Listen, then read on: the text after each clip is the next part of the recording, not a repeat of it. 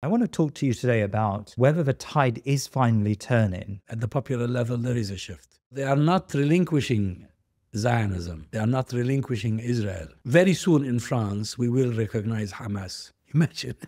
I'm not so concerned about the motives, but clearly this shift is helpful. There's some conversation about maybe announcing a Palestinian state. The Israelis never had the intention of allowing a Palestinian state to exist. Zionism is a reincarnation of Nazism. We did not perpetrate the Holocaust in Europe. It was the Nazis.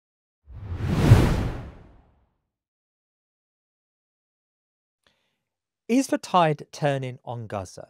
The sentiment in Europe suggests that criticism of Israel is increasing, even from those who have previously been staunch allies. Is this a genuine attempt to correct a past miscalculation, or is it a cynical effort to salvage flailing international systems and protect tarnished reputations? At the same time, the protests, lobbying, narrative building, and activism aimed at changing the political discourse raise the question, isn't this, regardless of intent, a positive step? I pose these questions to Dr. Azzam Tamimi, a veteran campaigner for Palestinian rights who has consistently defended the Palestinian cause. We spoke after a series of horrific, cold-blooded murders while desperate civilians clamored for food at the American-backed Gaza aid distribution centers. Are any of these political shifts truly affecting the realities on the ground? Dr. Azzam Tamimi, Assalamu alaikum wa rahmatullah, and welcome back to The Thinking Muslim. Wa alaikum assalam wa rahmatullahi wa barakatuh. It's always a pleasure. Well, thank you so much. It's wonderful to have you with us. And we're speaking on a day, yet again, of another massacre at one of the so-called food distribution centers that the West with Israel have set up. And it just seems like now from our timelines, things are going from worse to worse. And the intensity of the bombing on one level seems futile from a perspective of just bombing buildings that have been collapsed and are grains of salt. But on another level, the tragedy is immense. And we've spoken maybe 3 or 4 times now over the last 18 months about the political situation in Gaza and the humanitarian toll it's had on ordinary lives. Maybe actually before I start, I want to talk to you today about whether the tide is finally turning on the situation in Gaza, but maybe on a more sort of personal level. You're a Palestinian and you've been on the Palestinian activism scene for a very long time. Personally, I mean, do you feel that just from your interactions with ordinary people, there is a palpable shift in the way they appreciate and understand this crisis and the long crisis of Palestinian dispossession? I think at the popular level, there is a marked shift. Not only that, there's been a rise in the interest of people, in the interest on the part of people in the history of the conflict. So people are learning more, trying to understand better what's going on. And then if you want to understand what's going on today, you have to go back to what triggered all of this. Yeah. So I think we're seeing signs of this. Social media is the best indicator, of course. Rallies, demonstrations, protests are also indicators. The response of governments is also a very important indicator, because if you look at the Trump administration's response and their attitude vis-a-vis Harvard, Columbia, and other universities, you cannot help but conclude that the popular shift is annoying for them. They're concerned about it. The same thing in much of Europe as well. So yes, at the popular level, there is a shift. At the official level, there is a slight shift, and also within the mainstream media. The Financial Times, for instance, over the past 2 weeks, published 2 pieces.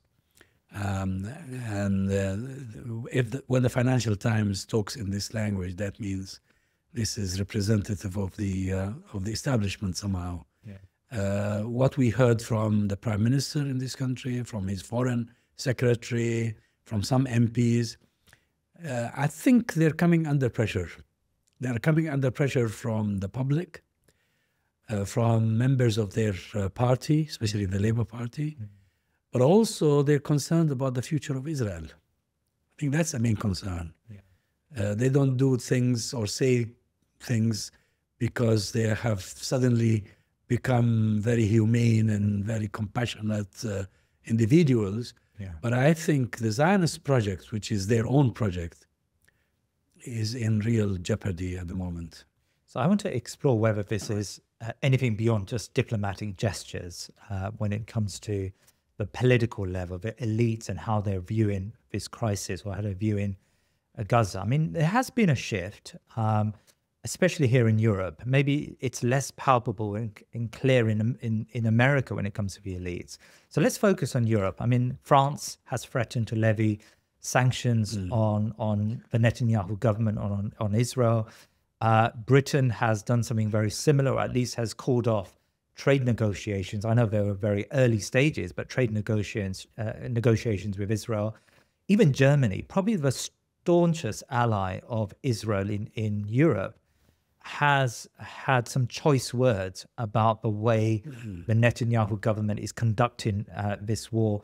Norway's Sovereign Wealth Fund has blacklisted some Israeli companies. So we are seeing a shift in Europe. And you quite rightly talked about how that's reflective of maybe public opinion. Should we be embracing this shift, or should we question the motivations behind it? No, I think we should welcome it. Yeah. Why question the motives? I'm not so concerned about the motives. Every person, every institution have their own motives. But clearly this shift is helpful. It is helpful because it brings pressure to bear on the Israelis and their supporters. At the same time, it reinforces the public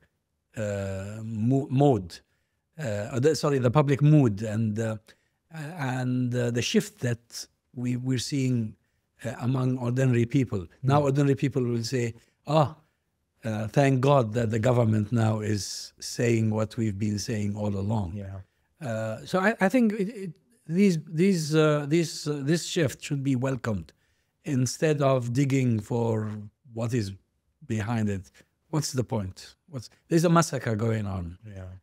Live on TV, 24 hours a day, 7 days a week, 30 days a month. It's unstoppable. It's non-stopping genocide. And whatever could bring this to a halt should be welcomed.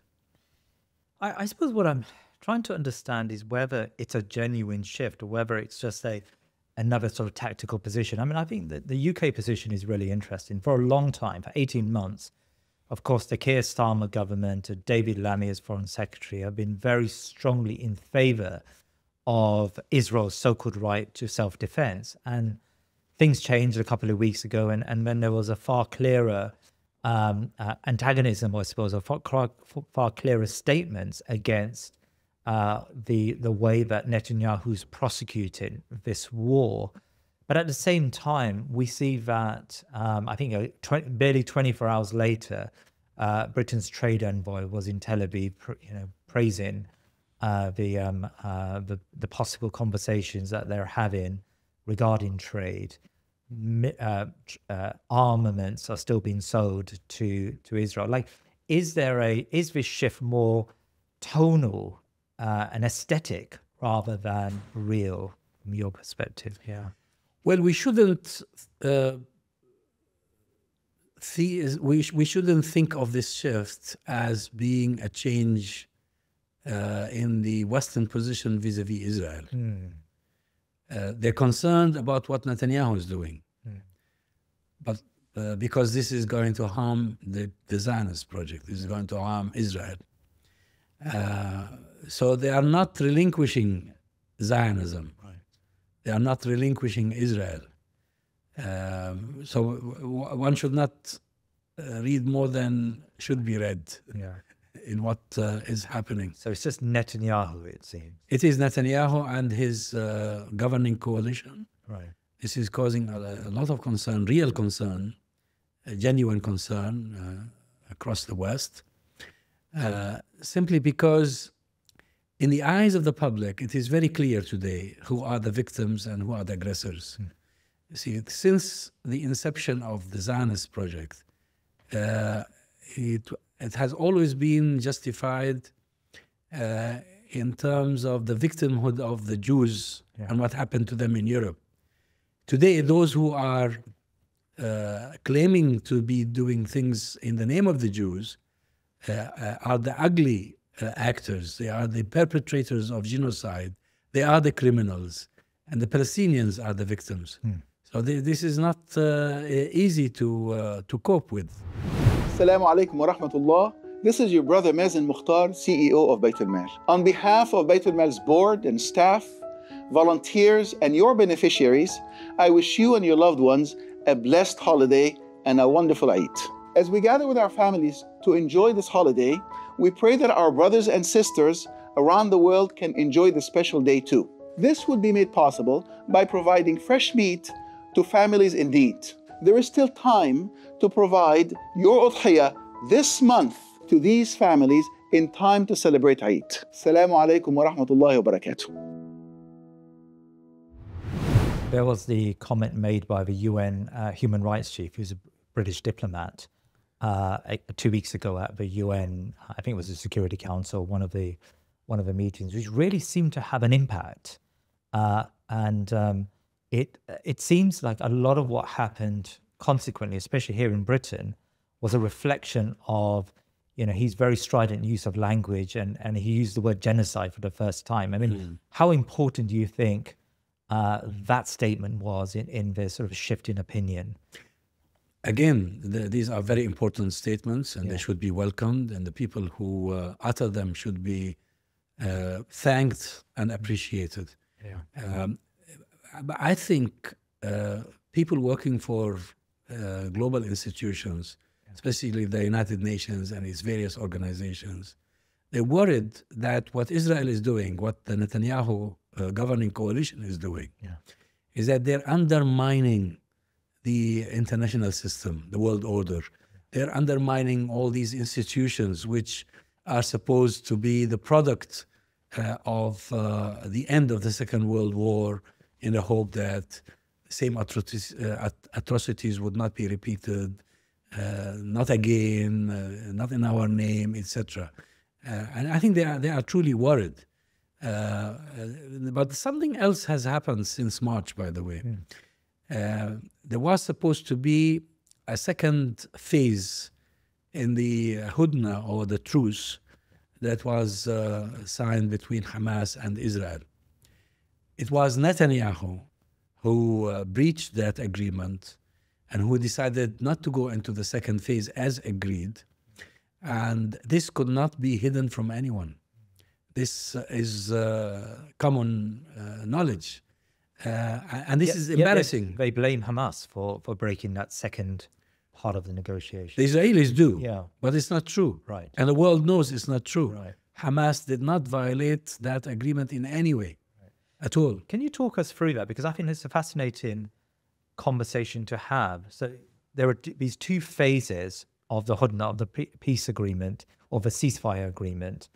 And the first stage was successful. It was Steve Witkoff, the American envoy, who managed to get that over the line. Just talk us through what happened exactly and why that cessation ended. Well, the Americans at one moment became very enthusiastic about mediating, although they are not really honest mediators or honest brokers. But they sent the first envoy who met with Hamas directly.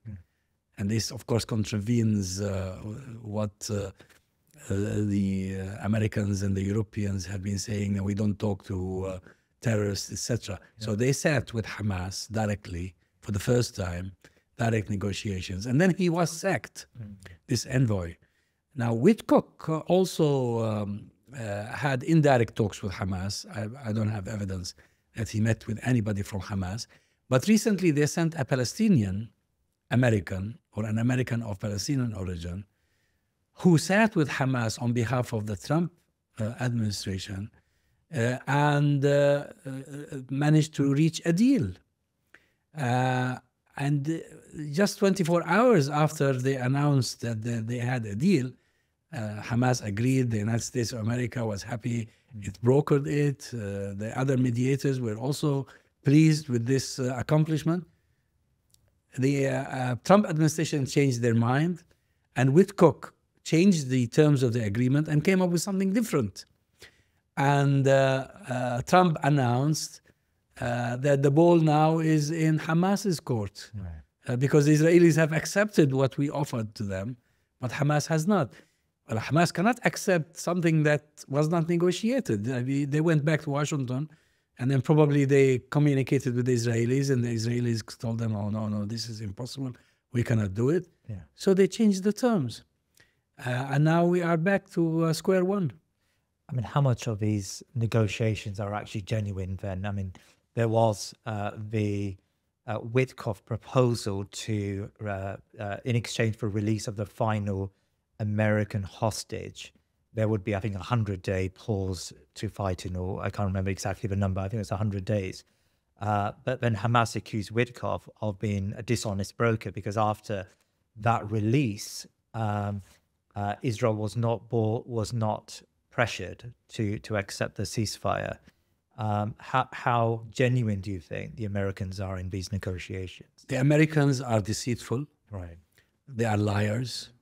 They don't speak the truth. They don't keep their word. They told Hamas that if you give us the American hostage, that will be good for you and we will be able to achieve something. Yeah. And Hamas, not out of weakness, gave him up. They really wanted to do business. Really? But then, as you just mentioned, when he was home in America, the Americans changed their mind again. So the Trump administration, I really don't know what might pressure the Trump administration to be honest and fair in their business dealing. I really don't know. Right. Because, you know, Trump changes his mind every now and then, not only on this issue, on all sorts of issues. Yeah. But Hamas has learned the lesson. And that's why they came out immediately after Witkoff changed the terms of the agreement and said, no, this is unacceptable. I mean, you are probably one of the most informed commentators on Hamas. I mean, you've written a book on the subject, and I know it's widely read and recognized to be a fair biography, let's say, or a fair companion of Hamas and how it thinks in some of its leaders. Do you feel that Hamas has conducted itself properly and with in the most professional, maybe that's the wrong word, but in the most professional way throughout this crisis, especially its negotiation tactics and its diplomatic effort? I must note that unlike the Israelis who try, of course, their propaganda is now beyond the pale, but unlike the Israelis who are supposedly mastering or supposedly have mastered the art of propaganda, Hamas does not seem to have that level of spokesmanship, maybe in the international press. Anyway, yeah, comment on sort of Hamas's. Well, we don't hear Hamas's voice often because they are proscribed. Right. Not only Hamas, even many Palestinians are proscribed. Yeah. Including myself. I used to be a frequent commentator on the BBC, on Channel 4, on Sky, occasionally on CNN. I'm not invited by any of them anymore. I think there is a policy adopted by the mainstream media not to give platform to anyone who expresses a view that is contrary to what the Israelis would like the world to know or hear. Right. Now, given the circumstances, I think Hamas has been honest, has been truthful, has been fair in its dealings. Yeah. But the balance of power is not in its favor. Right. regrettably, it's been relinquished not only by the world order, but also by the regional order, by many of the Arabs and the Muslims around the Arab world. Yeah. So I think people who will come after us, people who will have access to details of what really went behind closed doors, will speak well of Hamas, that it did really very well. And by the way, in negotiations, the most important element is really honesty. And that's what the Israelis don't have, and that's what the Americans don't have, and even some of the Arab mediators don't have. Would you like to comment on, I think it was yesterday, where the former Biden spokesperson, White House spokesperson, Matthew Miller, said for the first time, despite, for months, claiming that the Israelis were fighting a just war and they were not committing any form of crime, he said for the first time that without a doubt, he believes that Israel has committed war crimes in Gaza. Again, we're talking about whether there are cracks in the dam here, but at the same time, you can't but help think that there is a level of duplicity here. You were a spokesperson for an administration that green-lighted this genocide, and now you're speaking out. Like, comment on that apparent duplicity. Well, you see, once again, I hope that his position is genuine, and I'm not in the business of digging for people's motives and inner intentions. But of course, if you are in an official position in any U.S. administration, you have to toe the line. Right. If you don't, you will be kicked out. It happened occasionally. Yeah. Now that he is no longer holding office, I would love to give him the benefit of the doubt and perceive this as a change of conviction on the basis of the evidence that he can now clearly see without being pressured to go against it or to say things to the contrary. Yeah. You've said, I know your philosophy is not to seek motives, but in a sense, do you not think these commentators are trying to rewrite history? When the history books are written, it's very clear that there was a genocide taking place. He can then say, well, I did speak out. I mean, how much should we, I'm a cynical person probably, and you're less cynical, but how cynical should we be with people who have now, after 18 months of genocide, who have now spoken out? Well, history documents everything. Right. So his previous positions would have been documented anyway. Yeah. But again, I welcome any change of position. I welcome any change of tone. Right. Because it serves justice, irrespective of the motives. And I think digging deeper and deeper into the motives serves no purpose. France's position seems to be very strident. There is a meeting that's scheduled later this month, where I think the British are attending, where there's some conversation about maybe announcing a Palestinian state. How useful is that? And can you comment on the position of Macron, which has been, and there is a shift, and that shift is more palpable, I think, in France than say in Britain and Germany. Yeah, any thoughts on France? Well, you see, these governments are in real predicament at the moment because public opinion is shifting. Yeah. And they fear that there will come a time when they are no longer in control. So there is a limit to how much you can ignore public opinion or go against it. Mm. So I think probably this is a main incentive here. Right. I remember a long time ago, after my book was published, I was invited to a meeting that brings together what they call the elders, former prime ministers, former senior officials in various governments in the West. Hmm.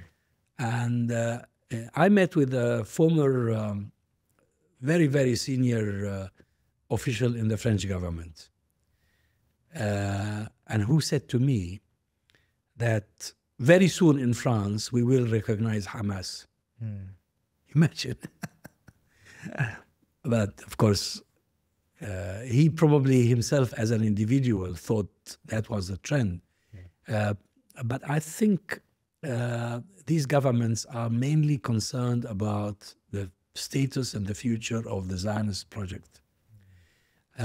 Now, recognizing a Palestinian state is something that the Israelis hate to see happen, but it's really of no value to the Palestinians. I mean, what's the point? Yeah. Today, we're asking for an end to the genocide. We're asking for an end to weapons supply, to any sort of support to this government in Israel that is perpetrating the genocide. And if you announce that you recognize the Palestinian state, what difference does it make? Where is the Palestinian state? There is no Palestinian state. Oslo was supposed to produce a Palestinian state by 1998, but it turned out that the Israelis never had the intention of allowing a Palestinian state to exist. And then today, at this moment in time, and after all this genocide in Gaza and all the other crimes perpetrated in the West Bank, I think an increasing percentage of public opinion is realizing that the problem is not having or not having a Palestinian state. The problem is with having a Zionist state. The problem is Zionism. Zionism is a reincarnation of Nazism. Israel is a reincarnation of the Third Reich. I think the people are realizing this. Recently, I attended what is known as the Gaza Tribunal in Sarajevo. Oh, wow, yes. And you listen to these very prominent lawyers from America, from various parts of Europe and the world. And the focus today is about what Zionism is and why this is happening to the Palestinians. And I think this is a trend that is going to grow. Zionism is the problem. So it's interesting now. I mean, you've said it now a few times that they're really worried. The West is really worried about the future of their colonial project, of their Zionist project in the Middle East. Please talk to that. Like, what is the worry here? What's agitating them to possibly act, or at least make these remarks about a Palestinian state or criticize Netanyahu government? Explain that to us, please. See, the original idea of Zionism is to create a secular Jewish state in Palestine. Its presence in the heart of the Middle East and in the heart of the Muslim world would be conducive to serving the interests of the Western powers that successfully managed to destroy the Ottoman Empire, the last form of Islamic political system. Now, increasingly, this Zionism is becoming fanatical, is becoming, as they call it religious Zionism. But it is actually a form of Zionism that is so illogical, so intolerant, and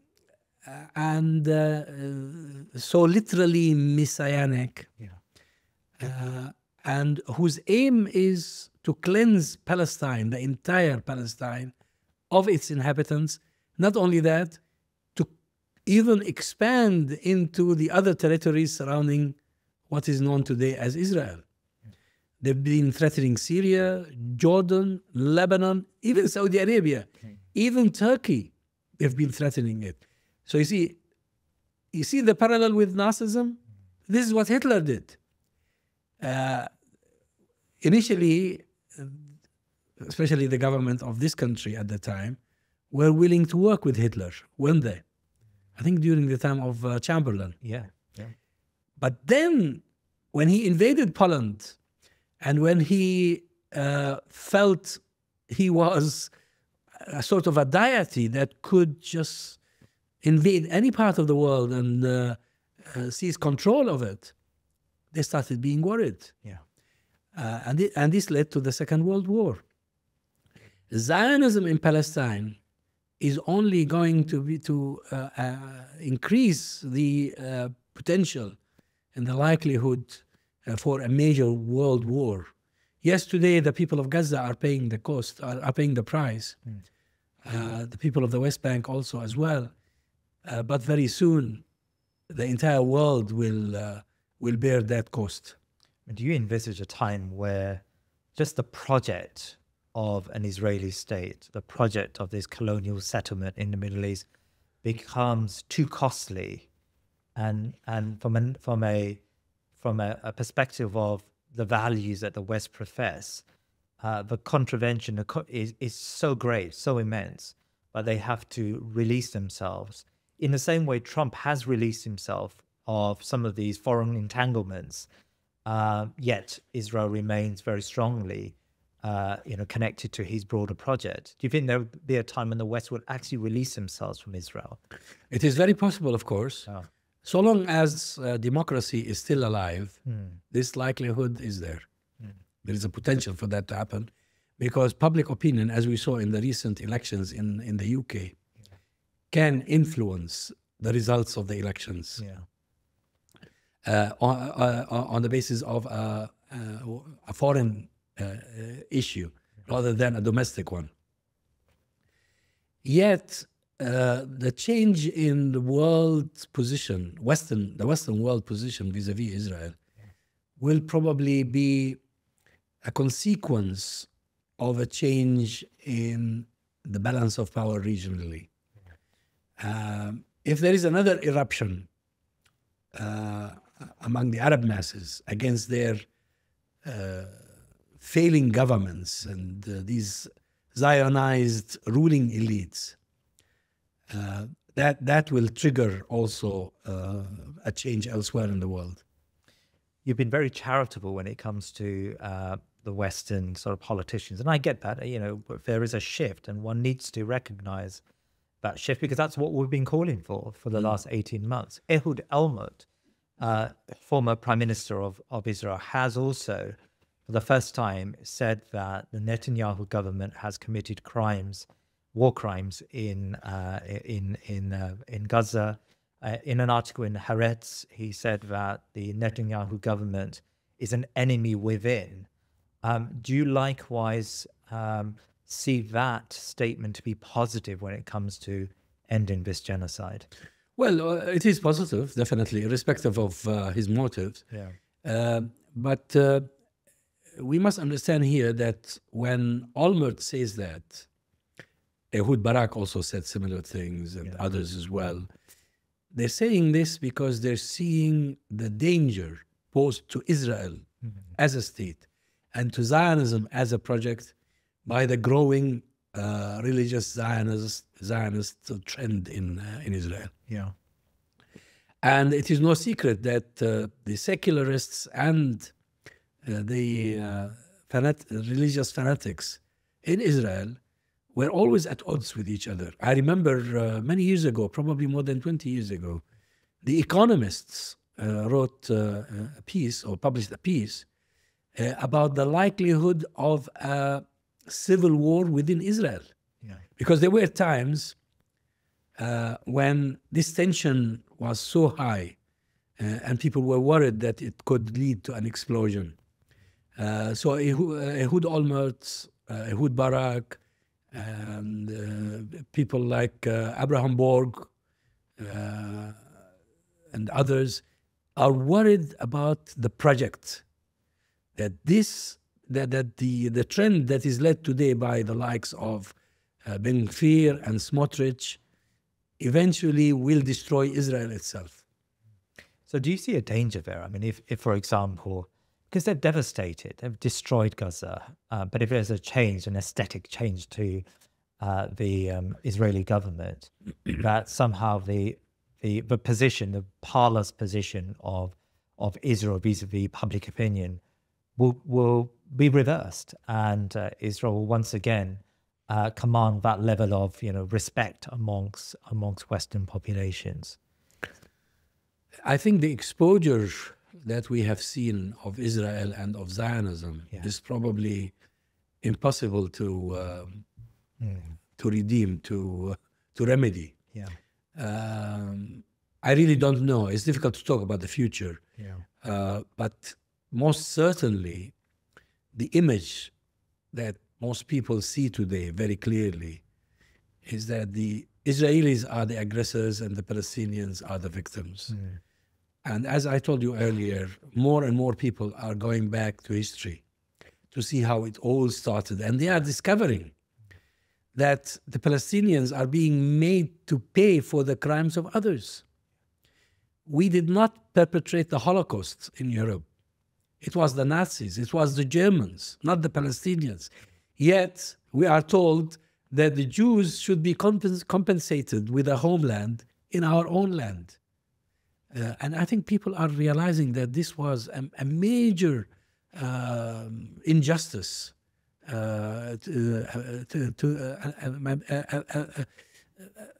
very big act of injustice against the Palestinians. We spoke about public opinion generally, and there is a shift in public opinion and US policy. Of course, Palestinian activism, particularly in the US, is being criminalized like never before. I mean, certainly the Biden administration clamped down on the student protests, but what we're seeing at this moment is unprecedented. I mean, just think about, as you mentioned, Harvard has been singled out, and the Trump administration uses anti-Semitism or so-called anti-Semitic language as a reason to withdraw funding to these elite institutions.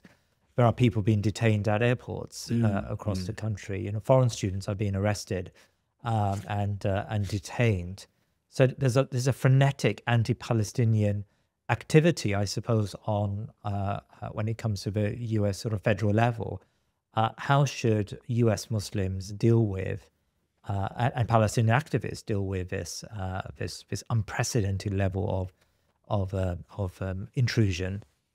Well, I believe Muslims, Palestinians, and Arabs in general who live in the United States of America need to join hands with all the other Americans of different religions, of different backgrounds, who oppose Zionism and who oppose the way the Trump administration is actually bringing the war to America. The war at the moment is in Gaza, but the Trump administration insists on bringing it to America itself.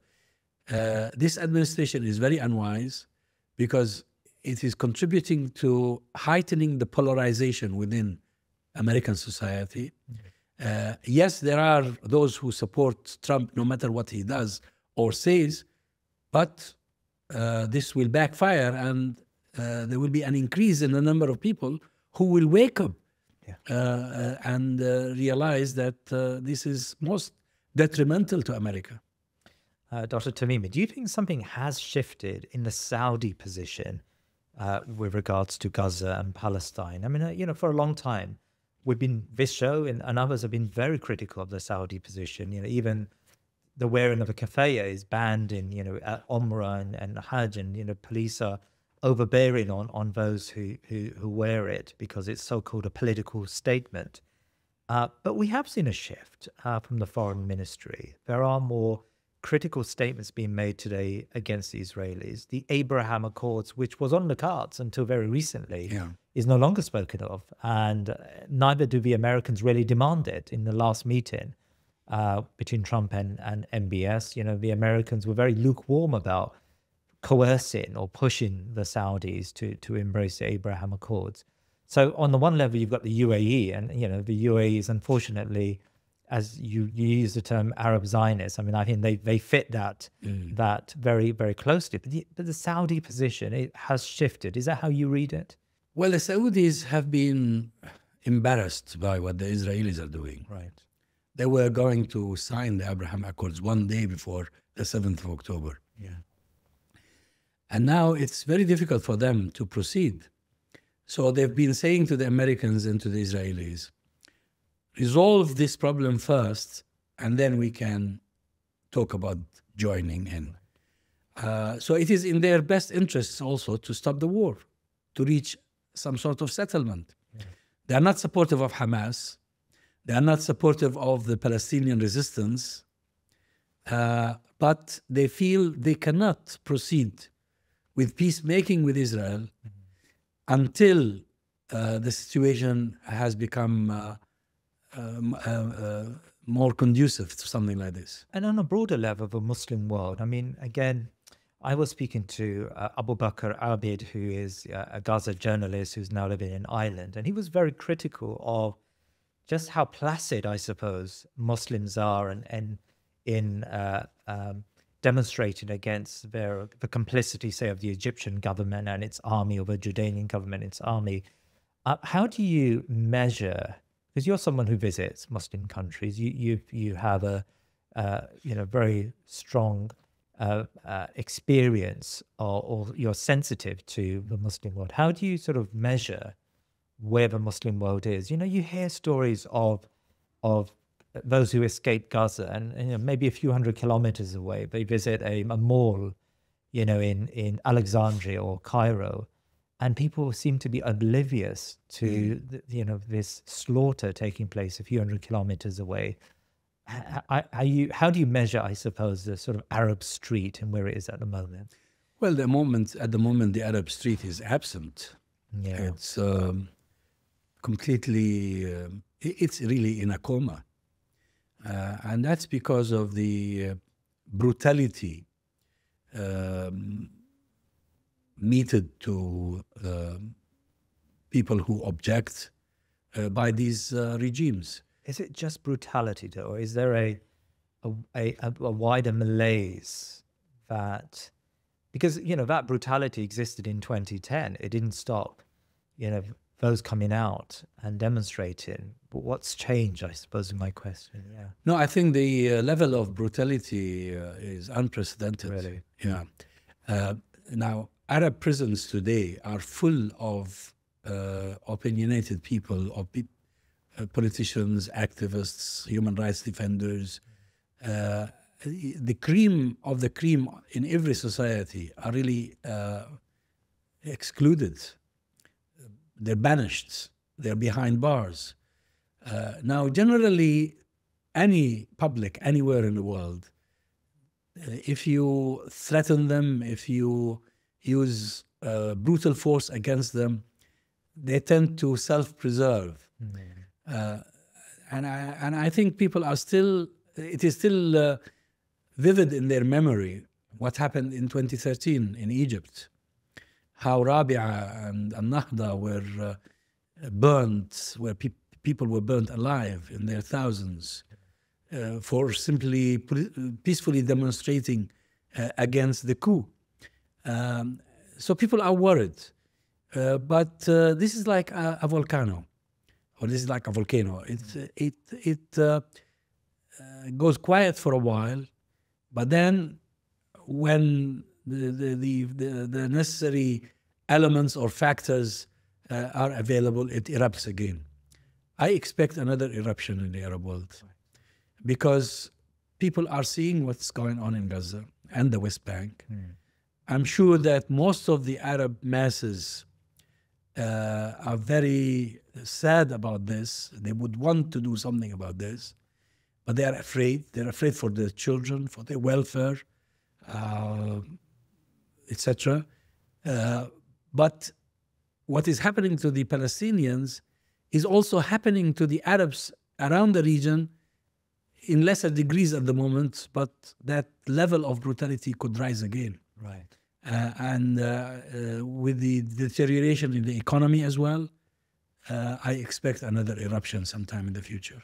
How do you see and observe the status of, say, the army in Egypt, for example? Because historically, maybe going back 20 or 30 years, there was an argument to say that the members of the army, were always, the ruling elites were very careful about antagonizing rank-and-file members, even mid-ranking members, because they came from the Ummah. They were part and parcel of the sort of the fabric of Arab society. But we've seen over the last 15 years, these armies have been used in a horrible way as instruments of death and torture.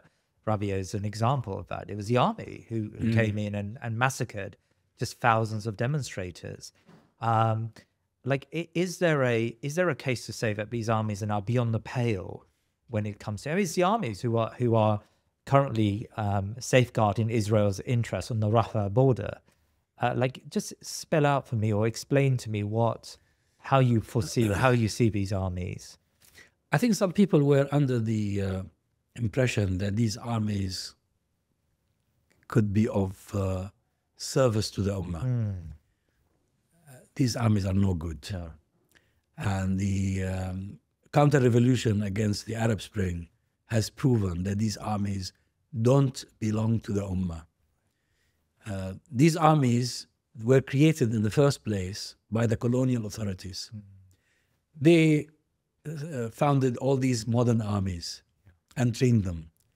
And then after the so-called independence, which is not real independence really anywhere in the Arab region, these armies became tools of oppression and a means of protection for the ruling elite, whether it was a royal family or a group of army officers or certain interest groups. It is very clear today that these armies are not capable of siding by the people.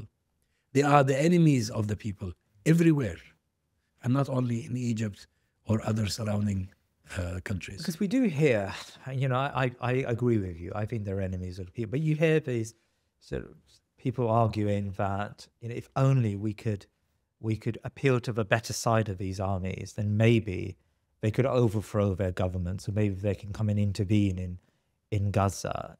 How realistic is that prospect? There is no better side. Yeah, that's a myth. It's an illusion. And I think the Arab masses have learned the lessons that next time when there is an eruption, these armies will have to be disbanded. This is what happened in Iran, by the way. The Iranian revolution could not have succeeded without disbanding the army that protected the Shah and all the other various institutions. You presented evidence to lawyers in this country who are looking to reverse the prescription of Hamas as a terrorist organization, and that's where it currently is, which means that we have to be very careful about how we talk about Hamas, of course, as an organization.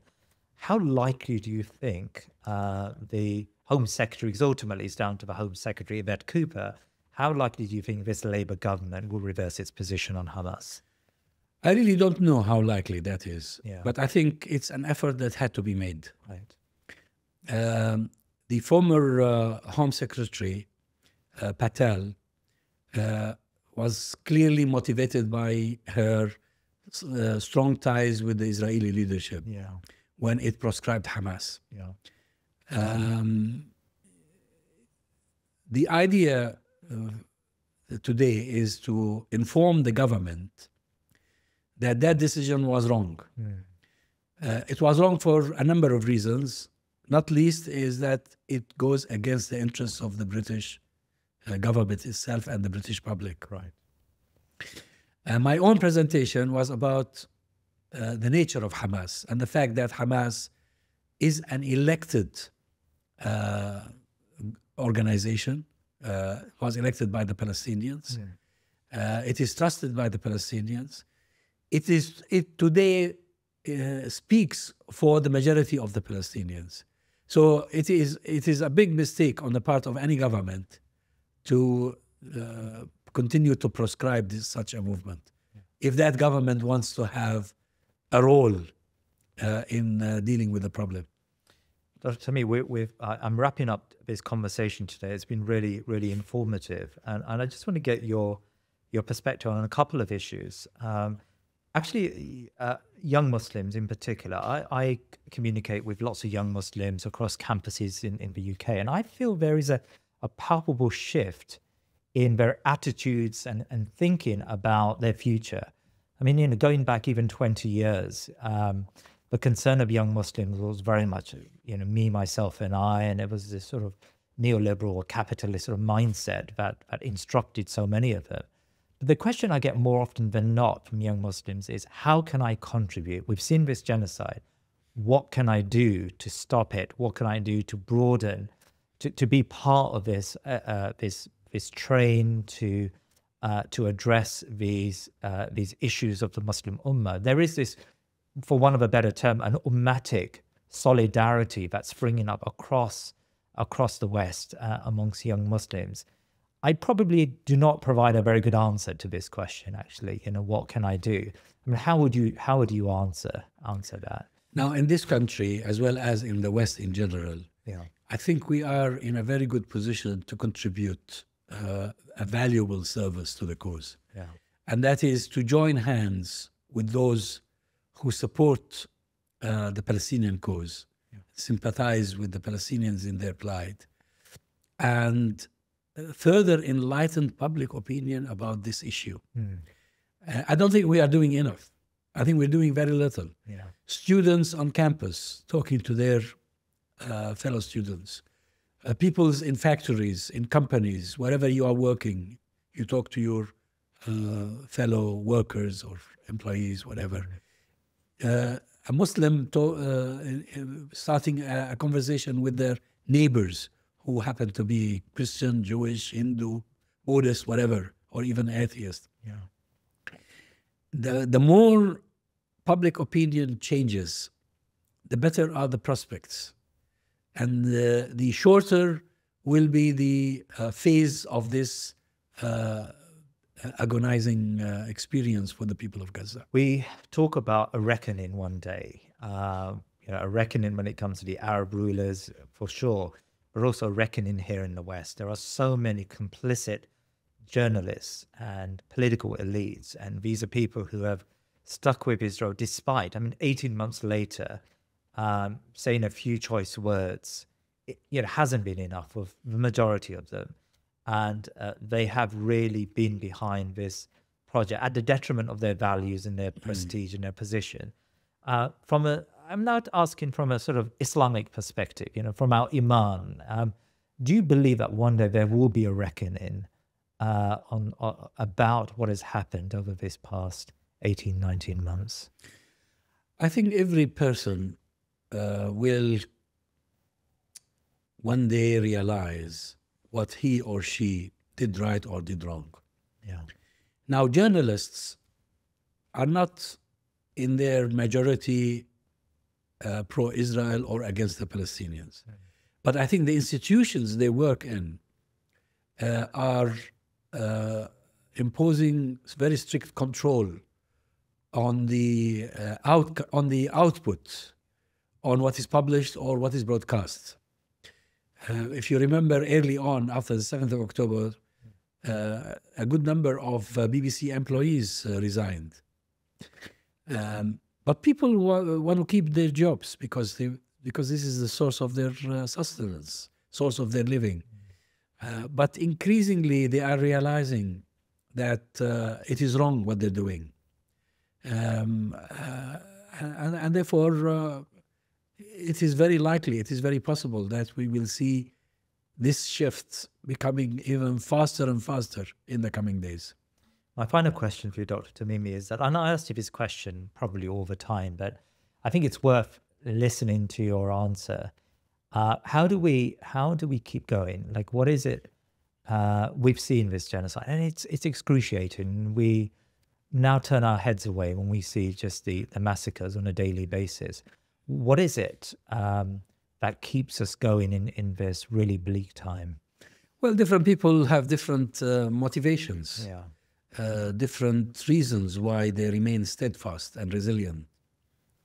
But I think it helps to study previous experiences that are similar to what the people of Gaza are going through. The people of Vietnam went through something similar. The people of Algeria, even the people of South Africa, many nations in Latin America, Asia, and Africa, fighting for their freedom and dignity.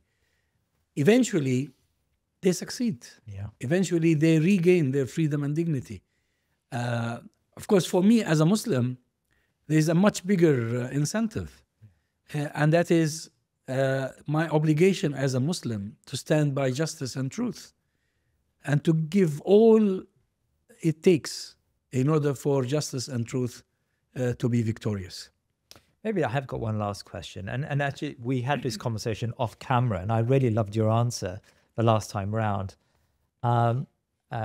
Back to that young Muslim question about, about how to, in a way, configure one's life to utilize that life for a higher cause.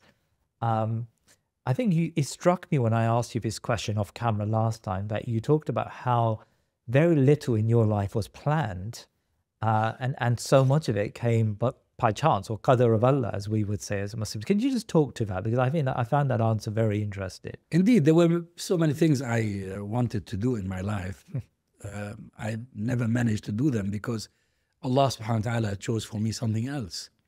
And I think it's not just my life. Most people's lives are like that. If we look back and try to see the turning points, focus on the turning points in our lives, many of these turning points were not out of choice. And that's why it's important to be content.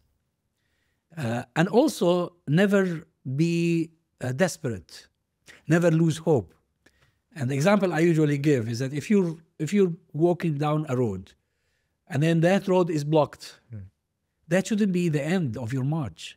You have to look for an exit somewhere. You go right, you go left, you turn around, you go back a little bit and then change your position. Sometimes we are very eager to achieve a certain result, but it is the will of Allah that we will never be able to achieve it. So no need to be despondent and be miserable. Just be content and move forward, even if in slightly different direction. Dr. Azzam Tamimi, Jazakallah khair. Thank you so much for your time today. You're welcome. Please remember to subscribe to our social media and YouTube channels and head over to our website thinkingmuslim.com to sign up to my weekly newsletter. Jazakallah khair.